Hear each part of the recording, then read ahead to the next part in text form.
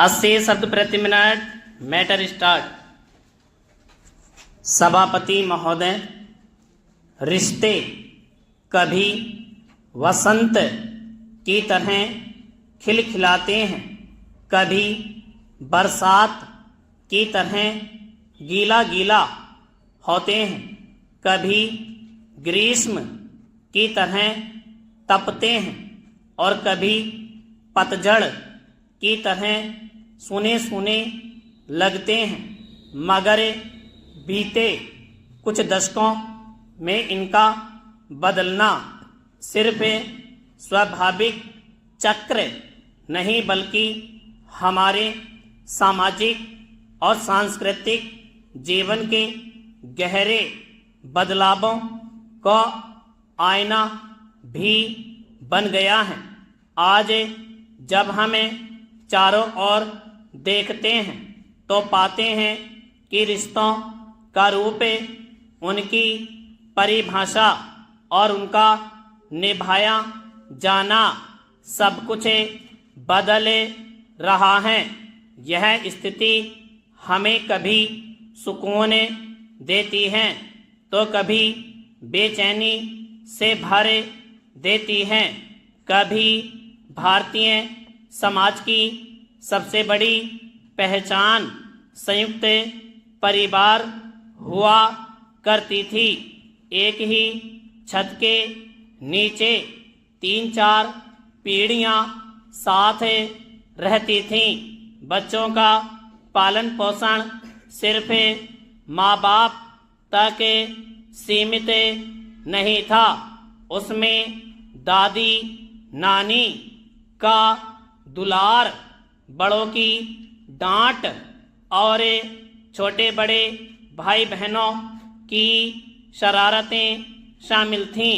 त्योहार धार्मिक अवसर मात्र नहीं होते थे बल्कि वे पारिवारिक एकजुटता और रिश्तों की मजबूती का उत्सव होते थे। पैराचीन। अब वही संयुक्त परिवार टूटकर छोटे छोटे फ्लैटों में सिमट गए हैं। महानगरों की नौकरी और पढ़ाई ने हमें ऐसी जगह पहुंचा दिया है जहां न तो आंगन है न चौपाल, 4 पीढ़ियों का साथ अब दुर्लभ हो गया है। रिश्तों की नज़दीकी धीरे धीरे दूरी में बदल गई है। डिजिटल क्रांति ने इस दूरी को और भी गहराई दी है। दोस्त अब मोहल्ले की गली या गांव की चौपाल पर नहीं मिलते, वे सोशल मीडिया और आभासी खेलों की दुनिया में मिलते हैं। भाई बहन एक ही घर में रहकर भी अपने अपने डिजिटल कमरों में कैद हैं। किसी के कानों में हेडफोन हैं, किसी की आंखों पर मोबाइल की स्क्रीन चमक रही है। माता पिता के पास बच्चों से बात करने का समय नहीं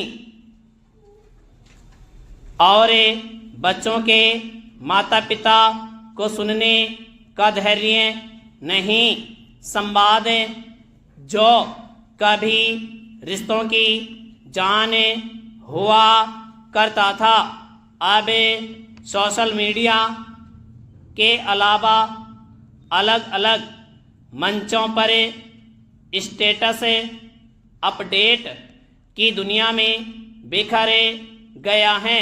शिकायतें सीधे कहे जाने के बजाय इशारों और इमोजी में बदल गई हैं। यह भी सच है कि डिजिटल दुनिया में कुछ नए रास्ते खोले हैं।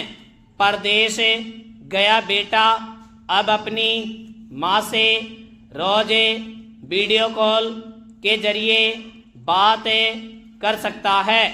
बहन भाई रक्षाबंधन पर ऑनलाइन तोहफे भेज सकते हैं। विदेश में बैठा छात्र अपने गांव की शादी का सीधा प्रसारण देख सकता है। स्टॉप।